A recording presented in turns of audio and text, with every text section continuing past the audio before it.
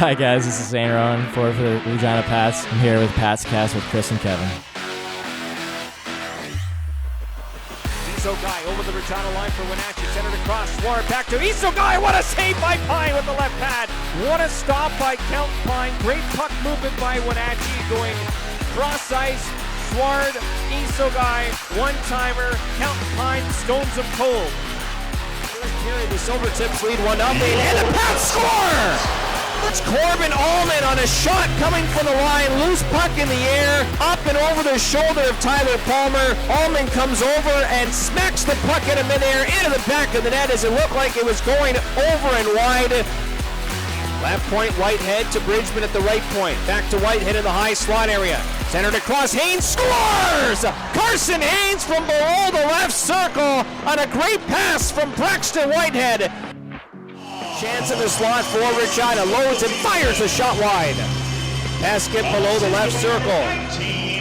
Back to Krestanovich at the line, he shoots, he scores! Aaron Krestanovich sneaks one inside the right post on Tyler Palmer.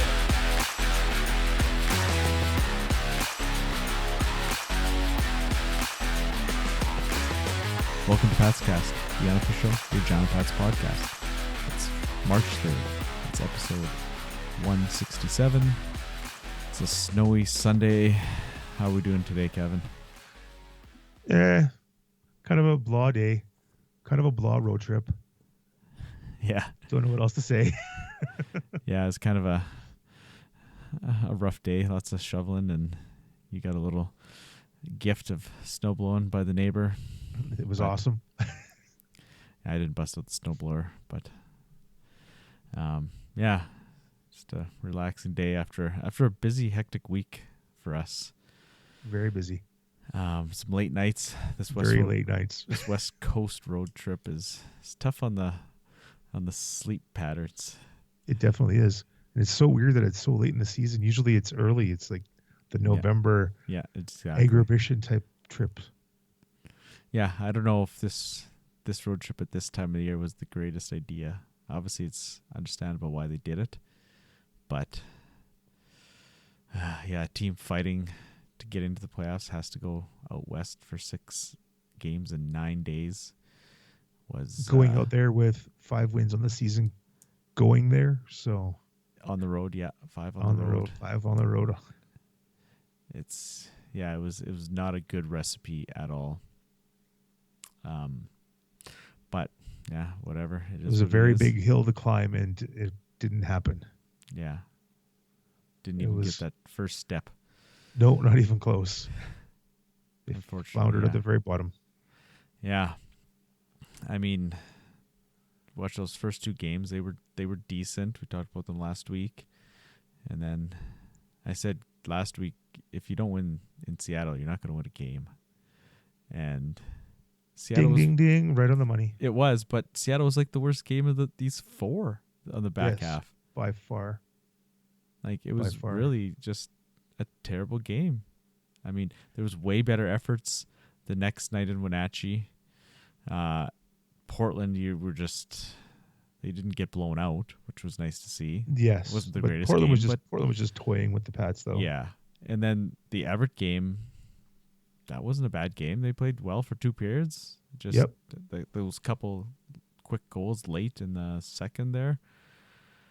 Just, what time did those come at? 16:09 and 17:12 of the second. Kind of, It was the beginning of the end. Yeah. You had the lead. You held the lead for a whole period, but just couldn't generate a ton there, right? But the goaltenders were kind of hung out to dry this trip. Pine, there was a few very embarrassing plays by the non-existent defense. Yeah, like the Pine game in Wenatchee, man, he made some 10 bell saves. Oh yeah, compared to the Portland game, this is one thing I thought of. Portland had 49 shots, but how many were grade A chances like Wenatchee? Not as many. Not nearly as many. Didn't look like there was many. Yes. No, it didn't appear as many. But QA played solid. Like he stopped a lot of rubber. Like Yes, they did. Both of them stopped quite a bit. yeah, that's true. Faced a lot unimpeded opportunities, which was really sad to see, especially this part of the season, especially when you're trying to get into the playoffs and not covering in the defensive zone and stuff like that. It's not great. No, it was just unfortunate to see. Yeah, I don't really know what all to say about this kind of road trip. It was you knew it was a tough ask from the get go, and it just didn't turn out right. Like, yeah, once they lost the first two games, and then the start in Seattle, it was like this is not good, not good at all. Yeah, like I said, nothing in Seattle. Like it was almost a week ago now, but I mean, it just was not a good game for the Pats. Ran goals against. They were out skated, out hustled, out everything. I don't know. Yeah.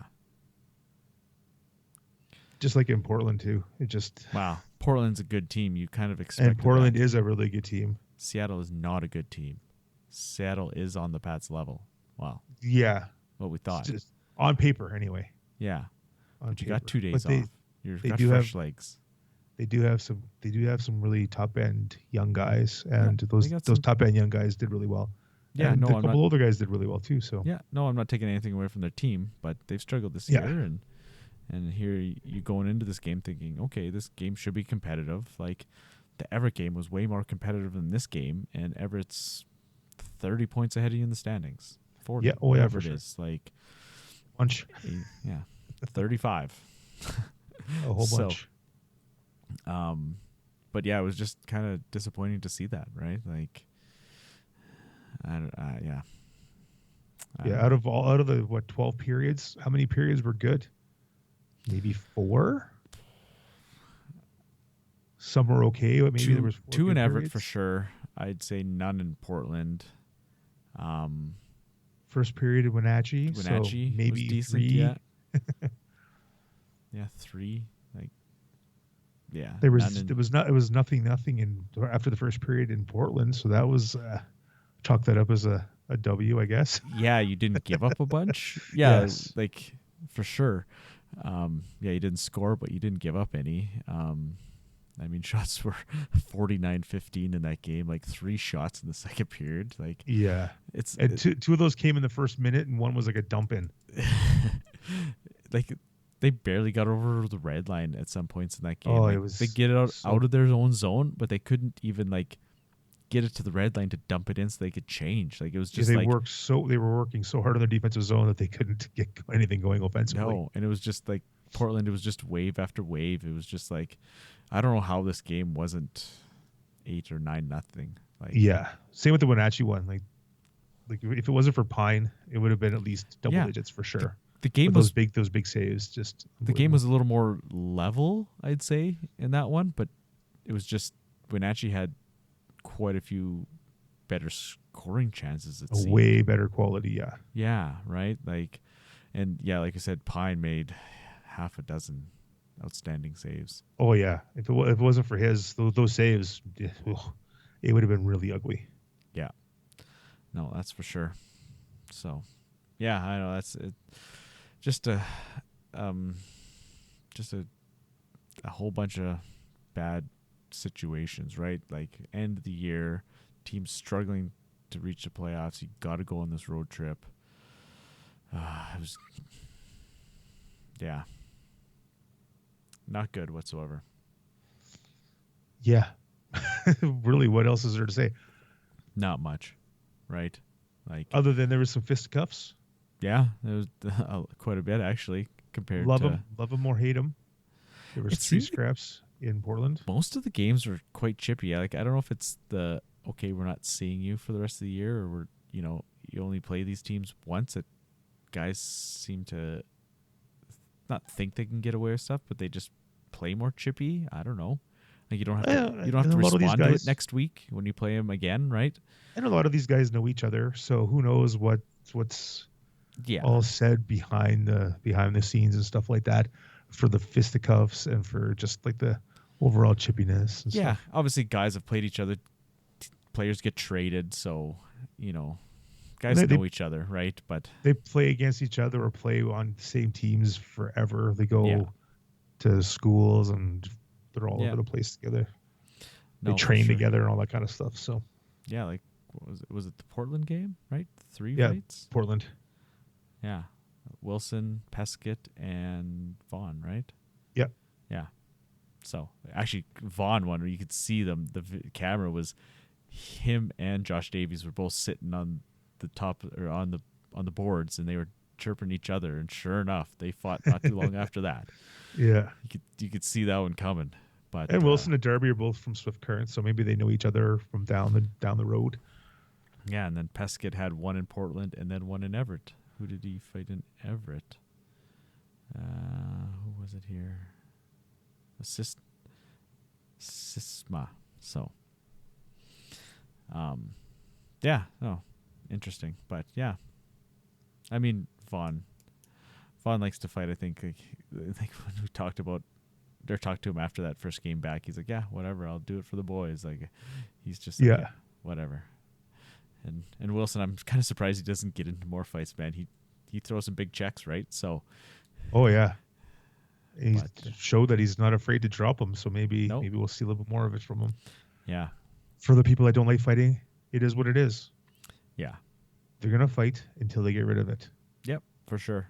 They get rid of it, then we'll see some way worse hits and all that kind of stuff, I'm sure. Quite possibly, yeah. But you see the NHL now, you get the big guys back in there. You get that Rempe guy and Delorier in Philadelphia and Olivier in Columbus. They're quote unquote heavyweights. Ryan Reeves in Toronto. So it seems like what's old is new. Like you listen to the crowd Oh, when Rempe and when Reeves lined each other up to fight last night. yeah. The crowd went absolutely bonkers. Oh, for sure. So I know the CTE stuff. I know all about that, but these guys know the risks. Yep. So the kids may not know, but it is I'm what probably it is. sure there's some dialogue there, For sure. but And it's not like they fight 25, 30 times a year. no, It's, right? what, Corbin Vaughn's got 5 scraps, I think, this year. So it's like, it's not that many fights. So Yeah.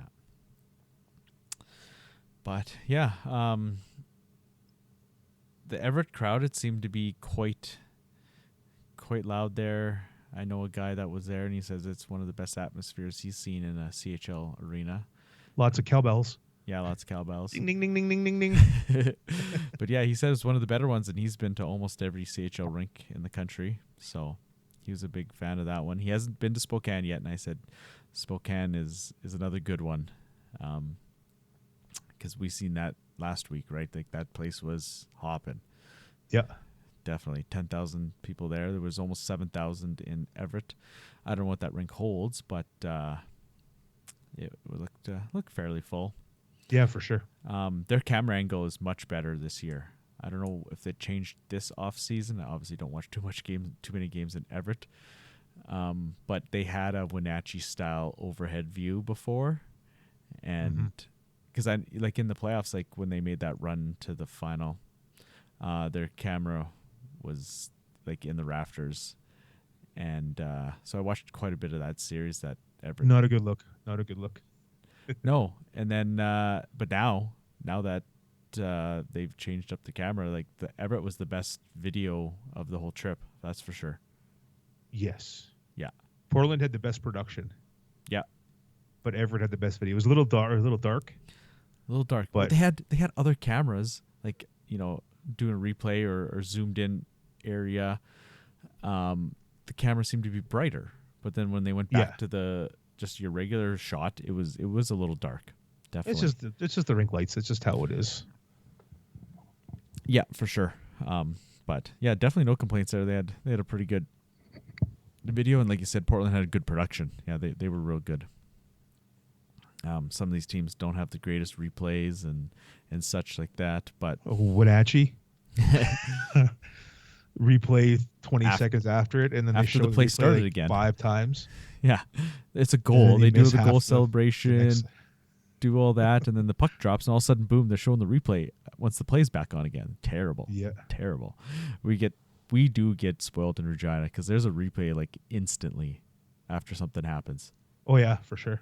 Yeah, like if They're goalie makes, queuing it up as it's happening. yeah, like if there's a big save, and that replay of that shot is right after the whistle goes. Like, Yeah, so for sure. yeah, it's definitely Regina's got one of the better productions in the whole league, right? And one thing we haven't mentioned about Regina, the new lights, what, about a month ago? Yeah, So, about that. yeah, it's brightens it up. I remember everybody talked about the new video board when it came in, but the lighting that they added that year as well with the video board, that was what I was like most impressed by. Like, Anything's better than the old fluorescent and the pot lights they used to have that Yeah. would take 10 minutes to turn back on. exactly. Yeah, no, for sure.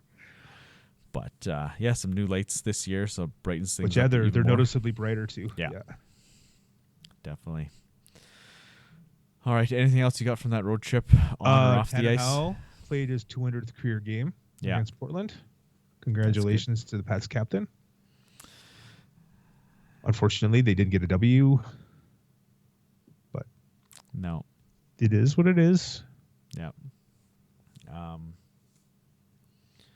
And Yeah. now, unfortunately, with everything that went down, the Pats are officially eliminated from the playoffs, Yeah. which stinks. But now maybe the younger guys will get to play a little bit more. I don't know. Maybe Yeah, they'll play I don't a know. little more relaxed. There's still 6 games, 3 against Moose Jaw, right? Like, 2 against PA, 1 against Brandon. yeah.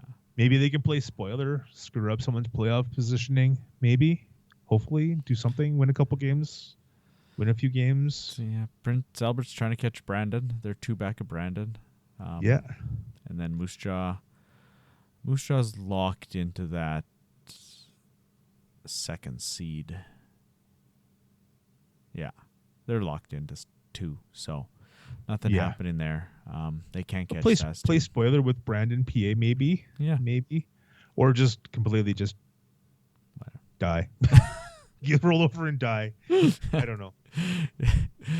Yeah. I've seen a lot of non-playoff Pats teams in my life, and a lot of times they'd roll over and die, but then a lot of times they would play spoiler. Yeah. It would be exciting, fast, tough hockey. They got nothing to play for, other than for next year. Right? That's for sure. So- Yeah. No, I mean everybody's job's on the line per se, And right? some of the older guys, this might be it for their hockey. So they only have 6 games left. They're organized or whatever. They might go play senior hockey or college or whatever. Yeah. But this might be it for some of them. Yeah. Some guys shut her down after, right? Yeah, exactly. So hopefully they'll show up for these last 6 games and give the Pats fans a show Mm-hmm. I mean, and not just roll over. yeah, because I mean, if you roll over, we could be looking at dead last in the league. Yeah, well, they're close right now. Yep. Pats have played 62 games. They're 1 point up on Edmonton, and they're 2 points up on Kamloops and Seattle, Yes. and they're 1 point up on Tri-City. So Yep. And they all And- have games at hand. exactly, they all got games in hand. At least 2 each. So And like you look at Edmonton, their last 10, they're 6-4. yeah, And they've got a bunch of guys hurt too. Regina's 1-9 in the past 10. Yes. Not good. Worst past that's- 10 in the league. Speaking of injuries, that Wenatchee game. So I don't know. We realized it. I don't know, mid first period. Wenatchee's missing 2 of their top 3 scorers. Yeah, they're So- 220 goal scorers. Yeah. So like another kind of like the Pats could have had that game. Like they, Coulda, shoulda, woulda. I know we didn't get too deep into each of these games, but obviously they scored some goals. They just couldn't get 2 in a row. Couldn't take that kind of 2-goal lead, right? Like, See, one of the problems, well, not one of the problems, but one of the things that Wenatchee has is the Pats don't is defense that can move the puck and score. Mobile. Yeah. You got Prasovsky, you got Swart, Swart. and Wu. Yeah. 3 defensemen scored. Yeah. Like, and Swartz got 70 some points. Like, yeah. I don't know. Yeah, no, it's definitely, well, when you look at this decor, right? Like, it's not the greatest looking decor, right?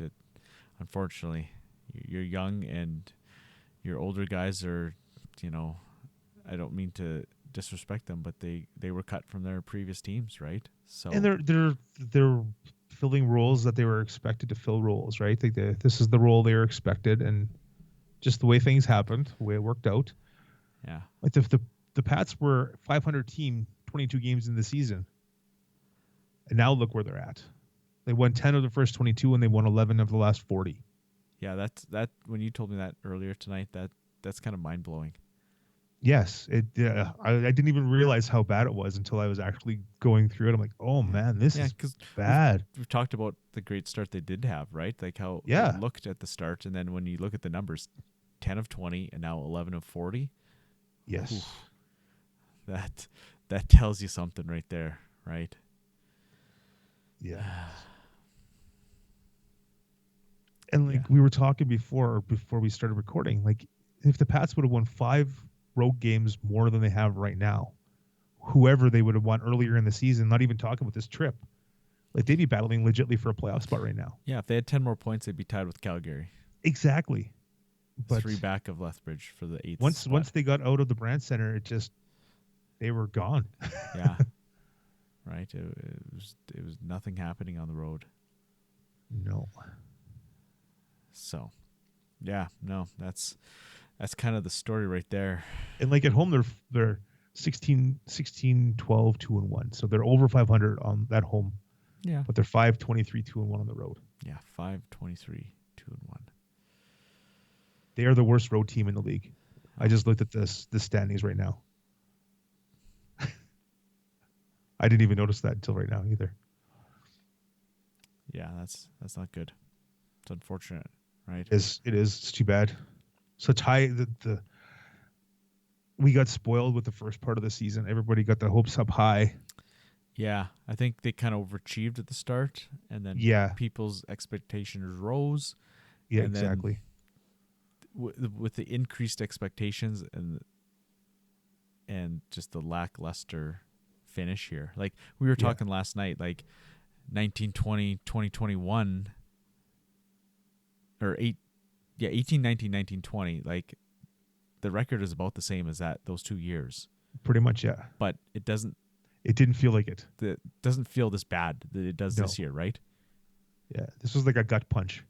Because like we were talking, like it was such a good start. Everybody got the expectations high. And then the inevitable happened. Like they have to rebuild. Like we know that. Yeah, they traded 2 guys away that were, key pieces, but were they that key? It was already kind of downhill. It was already starting to go, yeah. Yeah. Already starting to go downhill before that. Would they be in the same spot if they would have kept Vallisenberg? Probably. Who knows, right? Like, might be worse, might be better. Like, not much better, I wouldn't think. No, probably not. But right, it was the inevitable. They had to do it. Al Miller had to do this because they needed to rebuild, like a legit rebuild, and not just keep on putting Band-Aids on. Yeah, for sure. And hoping for a 1-round playoff run every year. Yeah, like this team was going to be hit or miss, or like it was going to be 50-50 if they made the playoffs. Like it's going to be, it wasn't. I'm not surprised they did make the playoffs, but just the way, like we said, this back half plus of the season is gone. It was just they imploded. Almost, right? Like you think about 2 years ago when they missed the playoffs by 1 point, it almost felt like that, right? Like that was a gut punch, just the end of the season gut punch, right? Because they were just losing such close games, and it was games they should have won. Yeah. They lost. Like there was at least 3 or 4 games that they should have won. They lost. Went points to overtime. They lost points, important points, because they went to overtime because of stupid penalties late or late goals against and stuff. Yeah. So this year, just like the effort's there for a period in lots of games, maybe 2, and then kapoof, it disappears. Or it's good for the first 20 minutes, bad for 5-10 minutes in the middle, and it's decent for the end. Yeah. There's no there's no consistency. Yeah, no, that's unfortunate. I mean, you do have a lot of younger guys now in the lineup, but yeah, I mean, yeah. But with a team that has 320s on defense and quite a few older guys up front, I know they've had injuries and stuff like that. You'd expect this team to be a little more veteran-ish. I know they're younger overall because they got so many guys because of injuries. Yeah. But you'd expect them. You'd think this team wouldn't be allowing like 4.5 goals a game every game. Like I know the goal scoring is not there. Like we don't have like Connor or whatever to jump on his back and get him to try to pull us over the finish line or whatever. But I don't know. It's just Yeah, I know. Like it's just don't want to rag on them too bad, but no, like it we is don't. what it is. Like Yeah. I know a lot of them are trying. I know it's hard to really tell watching WHL live, like if guys are working hard or not, because you get what's on the screen. You don't know if they're slacking off behind the play or whatever. We don't know. No. So, but just the fact that they came out in that Everett game and showed some life in that game, right? It was the last game. Obviously, they're like, oh, let's try to get one win on this road trip. Like, at least there was some hope there wasn't any rollover and die in that game, right? Yeah, like, for sure. Obviously, Portland's just another level, I think. Obviously, yeah, Portland and Everett are right there in the standings with each other, but they play two totally different games. Totally different styles. I know Everett had just beaten Portland recently, but I mean that doesn't mean anything. There, it's just the way it worked out, right? And it was just nice to see that there was a solid effort in that Everett game for at least 40 minutes, right?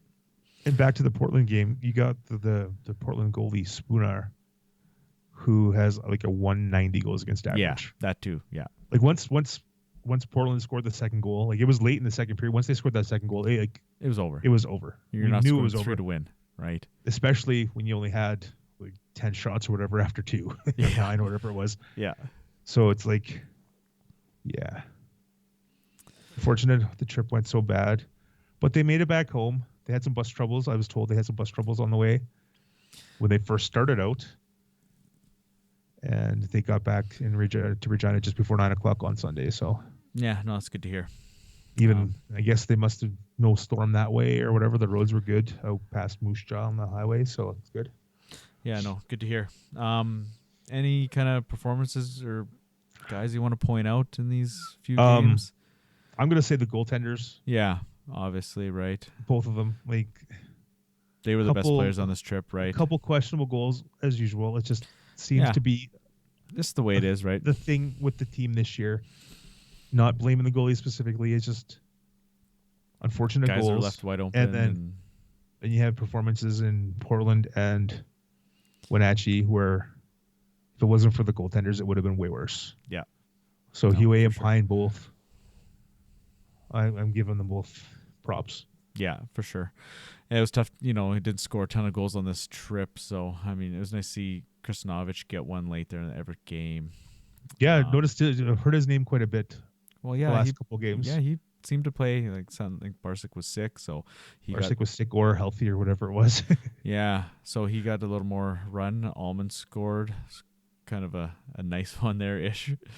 Peskett has 3 points in the last 3 games. Okay, there we go. Yeah. But, yeah, it was few and far between to pick from there kind of thing, so. Like I said, it's hard to really tell on WHL Live, like, who's really... Most of these games, you can't even read the numbers. You don't know who's out there. Except for this Everett game, you're like, oh, it's kind of dark. I'm like, well, at least you can read the numbers on the jerseys.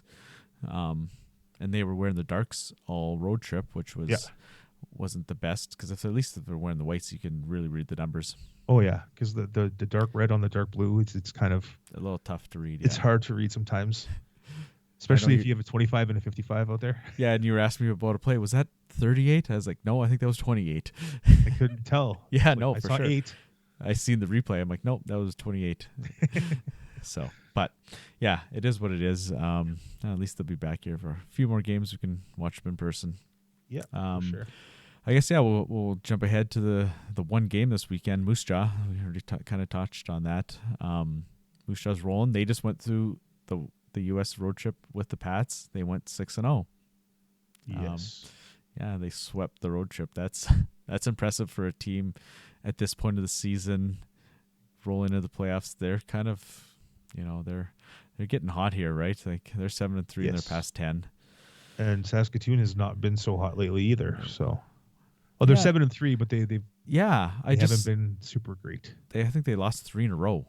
Something like that, yeah. For those for that 7-3, yeah. Because I was just about to say they haven't looked good lately, but yet they're still 7-3 in their past 10. Yeah. But they'll still steamroll a bunch of teams. Yeah, I think another team that's kind of hot is Swift Current. Reed Dick just got goalie of the month. They're kind of they found their groove. I think they're getting healthy. Yeah, like fully healthy and stuff like that. So I think they're 8-2. They've got the best record in the East in their past 10. Medicine Hat's really struggling lately. Red Deer's struggling, and that leads into a coaching change at like midnight. I got a text message from Dante on the road, and he said, "Yeah, Strush is in Red Deer." I'm like, "What? Pardon?" I was like, "What?" Yeah. Like it was 11:30 or something like that. Yeah. They put out a post on X, and I'm like, "Holy man!" And then you read it. It's kind of odd, like. The quote from Brent Sutter, I'm going to paraphrase it, but like, we've seen some issues back in October. Well, I saw that. And I'm like, why didn't you make the move a long time ago? Yeah, I'm not saying do it in October, but if you continues October, November, December, like, why are you doing it March 2nd? With like 8 games left or whatever they've got on their schedule. It just blew my mind. I guess better late than never if it's that bad, but and why for did you let it Strush, go that long?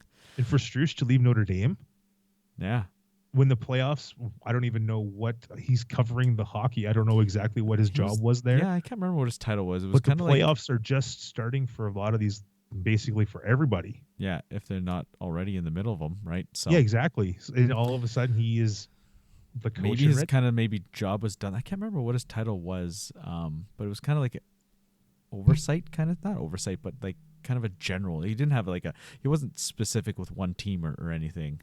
Yeah, he was the guy watching the hockey stuff. I'm not exactly sure what the title was, but yeah, general hockey. I was shocked when I got that message from Dante. Absolutely floored. Yeah. So. And he was the release said he wasn't supposed to be there till Sunday, or Troy Gillard I think said he wasn't supposed to be there till Sunday. Yeah. But he made it there last night and he picked up a win in his first game. So. There you go. Yeah, that was kind of a bombshell. Yes. Oh, I was baffled. Yeah. Absolutely baffled. It was almost like what was it, the team in the Quebec League? St. John. They fired their coach at the end of the season. Yeah. And they brought that guy in and they won the Memorial Cup and then he left again. Yeah. Well, he's or whatever the deal was. I can't remember what his name is, but I can't remember. But he coaches UNB Reds, the university team, and they're a juggernaut. Yes. So I mean, if you're gonna bring in somebody to coach, that's the guy to bring in, right? Like some new eyeballs. Yeah.